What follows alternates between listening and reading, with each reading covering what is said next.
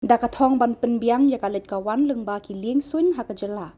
Kasorkar Jilla menta kalapan kre ban Pynheh no ya ka Shillong airport bat hakajuk Khubor ban penstet no ya ka kam kaba ya dei bat ka Baljek airport. Haba pentip ya kani usembut menteri rangba bapet ya ketenat transport ba sngau halang dhar ula pentip ba kasorkar kalapan kre ban khot tender biang da ka wei na ka benta ka project ban shna Pynheh ya ka Shillong airport.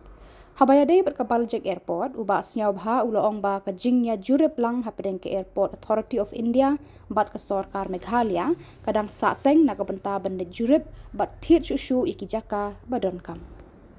Now though yet they are yet to allot the tender only. Even today I had a meeting with my officer. Now the technical evaluation is still on.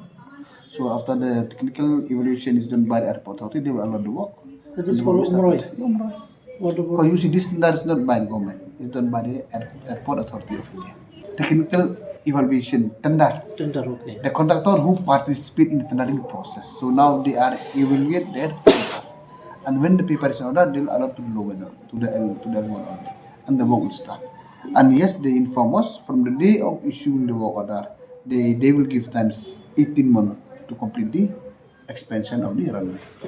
But we are waiting for the airport authority to come for joint inspection. We will finalize the additional land to be acquired.